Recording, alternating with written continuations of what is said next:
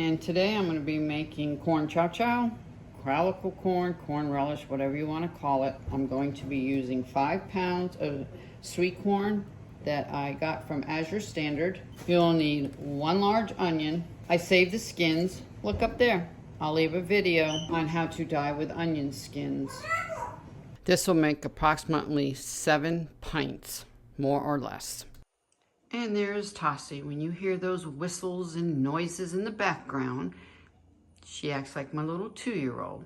4 cups of white vinegar. I do a little bit more, and if I start canning and I look like it's a little low, I'll add a 1/2 cup more. It doesn't really matter. And you need 3 cups of organic cane sugar. And I'm out here in my water wicking garden. Look up there, I have a whole video, oops, right up there, on how we created this. We need about 1 cup of peppers total.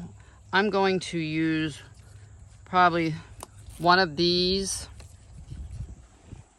and a few Tabasco. I'm only going to grab 1 or 2, and then we'll go out back and I'm going to grab my medium to hot other peppers. So let me go ahead and pick these, put them in my basket, and then we'll go out back. And I also have a video on how we redid these logs and painted them and decorated. And these are really good peppers. They are, I'm not even going to try to pronounce it, but they're really good, and it will give you the nice color and texture. This one's a little turning red, and that's what I prefer. I'm going to cut several of these, probably 4. And there's our bountiful. I'm going to go ahead and dice the onion really small. Same thing with these. I like my peppers really, really small. I don't like big chunks of them. And that'll make a nice color, and that's what I like. Usually I will do a red or orange pepper to give it color, but this is good enough. This is what we have, and it saves buying, and we're using a end of summer stock. I decided to do 3 of the Tabasco. I found a little bell, red, and several of these, and a couple bell. So I'm going to use all those to make this batch. You can make it hot if you want, spicy, no spice at all, but I really like the bite, so I'm going to use the more hot peppers than the bell. And to keep everything uniform, make it easy, I like using this chopper. I will use that for all of them, all the vegetables. There's all the peppers, very, very pretty. Good thing about this recipe, it's a dump and go. You can dump it in all at once and heat it up for about 20 minutes. But since the corn is frozen, it's going to probably take about 30 minutes. And this is all going to go out to the compost. I'm going to give the chickens a little bit of the peppers. They like picking that, especially the babies, but not going to the worm bin. They don't like the onions, so the onions will go to the compost, and most of the peppers will go to the chickens. Look up there. You can visit the blog all about composting. And this is a Go Wise crock pot, Instant Pot, something like that. I like to use this for my boiling water bath. It's a lot easier for me. I just use the saute method, get it boiling, and then I can time it that way, and it makes it a lot easier than using the water bath on the stove. And I have my jars in my oven. They've been sterilized, washed with hot soapy water, and I use the warm hold feature, and it keeps them about 175 degrees, keeps them nice and hot, and I don't have to keep them filled with water. And I have them upside down, and I have the lid sitting in water. And this is where I keep my Moonshine cleaner. It's from the heads when you're distilling Moonshine. It's about 150 proof. This will kill any germs. I pour a little bit into a bowl, and I wipe the top of my rims with this, and if there's any bacteria, this will kill it. I prefer this 100% over vinegar. Vinegar cannot kill the germs that this 150 proof Moonshine can kill. Just saying. And this is my antique chamber stove. I really, really love this. I've done quite a few videos. I have a playlist up there with just everything I've made on this. But I like this ring because it's actually like a hot plate. So when I turn this down, this will give it a nice simmer versus just letting it sit under the gas. So I can turn this really low, and this hot plate will literally keep it simmering. So I just wanted to share that with you. Dump in the 5 pounds of corn. Recycle that bag. 3 cups of pure cane sugar, organic. All the spices. 2 tablespoons of salt. Sea salt, not iodized. 1 tablespoon of celery powder. 1 tablespoon of mustard seed. 2 tablespoons of mustard powder. And 1 teaspoon of turmeric. All going in there at once. That turmeric not only gives it a good flavor, but it makes it nice and pretty, naturally. 4 cups of white distilled vinegar. Now you might think you need water, you don't. There's some liquid down there, and that sugar and the starches of the corn will actually make more liquid. I'm gonna get a rubber spatula and knock all that sugar down. I'm gonna bring it to a boil, turn it low, simmer, 20 minutes.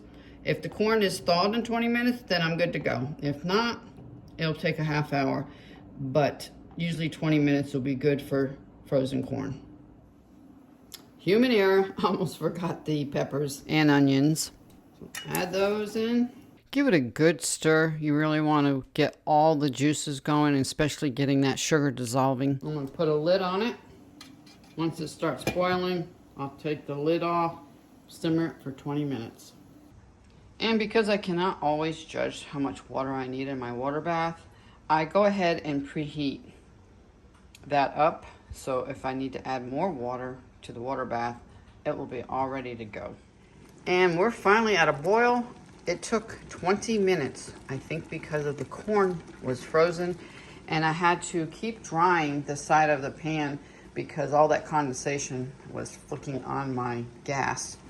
So now I'm gonna put it down to 20 minutes, low, hit the timer, and we'll be back to can.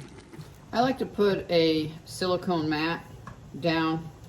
It makes it so that the jars don't slip, don't move, easy wipe up. And then over here, I sterilize with boiling water all my things. Even though they came out of the cupboard clean, I like to do it.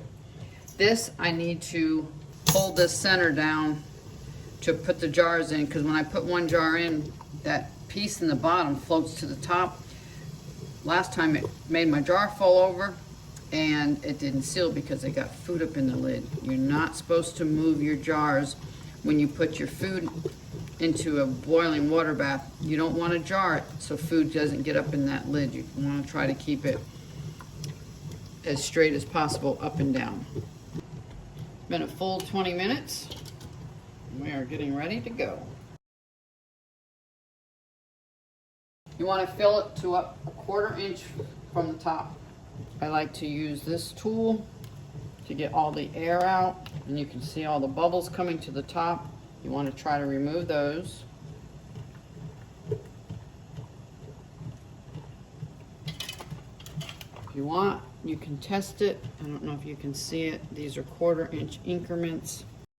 So it's barely hitting the bottom, and that's exactly what you want. My fingers are clean. I'm gonna dip it in the Moonshine cleaner. Wipe that rim. And then I'm gonna put my ring on. That's it, finger tight, not super tight. And I use my jar lifter and I have to hold that top down and put that right in there like that. See, it's starting to move, so I'm gonna have Ray hold this for me because last time it made the food flip over. And I'm gonna probably add some more boiling water that I have sitting over there. Let me fill these all up to respect your time. And when I get to the last one, I will show you how far I got. It only made 7 full pints. It just started getting to boil, so I'm gonna time it for 15 minutes. And this little jar. So I've never made it using frozen before. My recipe is usually for 18 to 20 ears of corn. And that for me is a double batch. That's what I was assuming this was going to be. So I made all the sugar and all the everything, ingredients for a quote double batch. But apparently it did not make a double batch. So the corn was a lot more dry than if I would have had my ears of corn and I cooked them, steamed them 4 minutes, and then I took them off the corn. To me, this corn was a lot more drier and a lot more tougher. We'll have to see when it gets done, but I probably shouldn't have doubled all the sugar and all that. I don't know, I really can't tell you because I don't measure or weigh my corn when I'm doing it. I do about 18 to 20 ears of the good sized corn, not the real tiny ones. So that's what this is based on. It's still going to come out. It might be a little sweeter than normal, and it might have a little bit more vinegar than normal because this is usually for 11 jars. So I only got 7, we'll say 8. So in order to break it down for this 5-pound batch, I was going off of a double batch that I usually make. So I probably could have just went 1.5 times, if that makes sense, of the recipe versus doubling it. It's still gonna work, but I'll let you know at the end. I'm gonna let this boil 15 minutes. Then I like to shut off the power, let it sit 5 minutes, take them out, and then put them on a wood rack, and then we'll be back. Turned off the power, took the lid off, let it sit 5 minutes. As you see, it is not bubbling. And if you'd like to know how to build this rack, it is awesome. You can build it with and without power tools. Look up there. I have a video, and at the blog you can get the cut sheet. No matter how much you put on this, this will not sag. And you can do this in the middle of winter, and you don't have to worry about the metal cooling rack with the hot jars cracking the jars. I like to leave a few inches or more between the jars.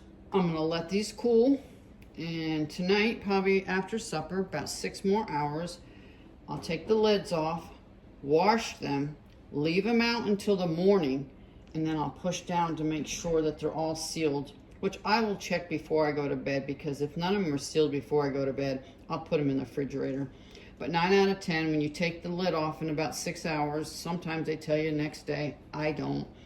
And I wash the jars. All that movement, if it was going to pop, it would pop then. So if it gets through the washing of the jar and drying them, then they're pretty good to go in the pantry. I'll date them and label them.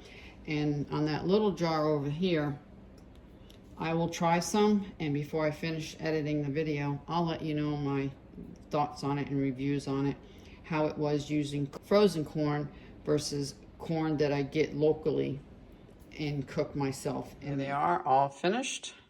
They all came out really well. They all sealed. Washed the rings, and then I let them dry overnight so they don't get rusty. Okay, as promised, here's the comparison. This was made using Azure Standard frozen corn. This was made using fresh corn